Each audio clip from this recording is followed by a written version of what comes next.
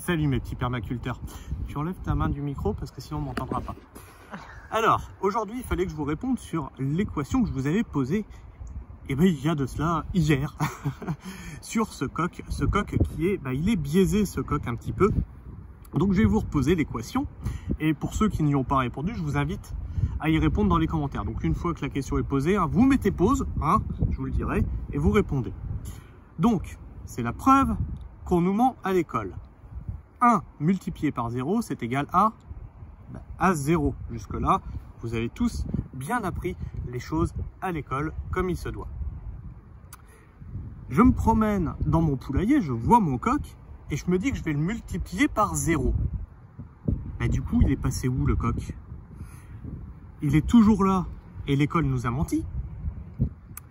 C'est de la physique quantique, et il est à la fois là et pas là. Il se cache pour pas finir en coq au vin, ou à demande au renard. Donc là, vous faites pause, pour ceux qui n'ont pas encore répondu à cette question, et vous répondez donc à cela. Maintenant, on va répondre à la question. En fait, la question est volontairement mal posée. C'est pour vous expliquer le mécanisme des biais. J'ai posé la question dans un sens pour lui faire dire quelque chose que les mathématiques ne disent pas. En fait, j'ai multiplié quelque chose qui existe par 0, ce qui ne se fait pas. En fait, la vraie question, ça aurait été, j'ai 0 coq, et je veux les multiplier par 10 000, et ça fera toujours 0 coq.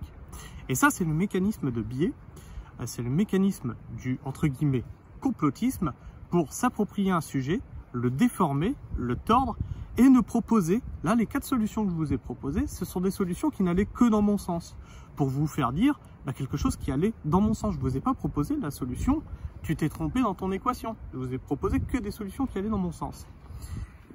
Et donc là, si on prend par exemple ceux qui ont, alors là je grossis le trait, ceux qui ont la théorie de la Terre plate, c'est exactement ce qu'ils ont fait.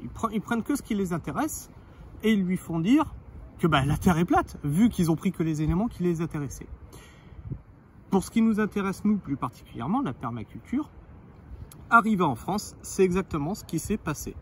On a mis de côté tout ce qui est les sciences de la Terre, la vie de la Terre, tout ce qui est les végétaux, comment se développent les végétaux, tout ce qui est comment tenir un écosystème stable, en mettant devant tout ça l'amour des petits animaux tout mignons. Voilà, tout ça pour amener quelque chose, pour lui faire dire quelque chose qui ne l'est pas. Aujourd'hui, si je voulais pousser le délire beaucoup plus loin, c'est comme ça qu'on peut convaincre des gens. Voilà. Je vous propose des solutions qui ne font que d'aller dans mon sens, et je prends que des trucs qui peuvent expliquer que moi j'ai raison et les autres ils ont tort. Admettons que je sois complètement farfelu, complètement délirant, et que j'y crois à ma connerie du coq multiplié par 0 et que l'école nous ment. J'arrive à vous convaincre, j'arrive à créer une communauté comme ça, et je réinvente les maths. Bien là, on va créer un mouvement, on va dire, on va l'appeler n'importe comment, la mathématico-culture. Et puis, on va développer ça pendant des années. Et à un moment, on aura des gens qui viendront nous dire, oui, mais regardez, les maths, c'est complètement de la connerie. C'est bien la preuve que Pythagore, machin, ils avaient tort, parce que vous voyez bien que eux, ils font des maths et ils n'arrivent pas au bon résultat. C'est exactement ce qui est en train de se passer dans la permaculture. Aujourd'hui, on a de la permaculture qui est développée en France qui n'en est pas, et des gens qui viennent te prendre en exemple des mecs qui ont des friches, qui font passer ça pour de la permaculture, et qui nous disent, vous voyez, la permaculture, ça ne marche pas.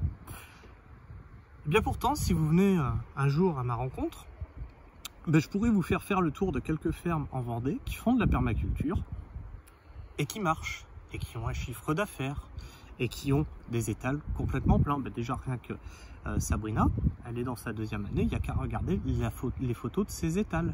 Après, c'est pas de la permaculture délirante, c'est la permaculture telle qu'elle a été expliquée, dans le respect du vivant, mais dans la production. Parce que dans permaculture, il y a le côté permanent. Comment rendre permanent une société si tu la nourris pas, c'est pas possible. Voilà, donc j'espère que la réponse sera un peu plus claire. En fait, c'est que la question était mal posée. Et en fait, poussez-vous à réfléchir contre ce qu'on vous avance. Parce que en fait, c'est comme ça qu'on arrive à déceler un petit peu les, entre guillemets, gourous et la science.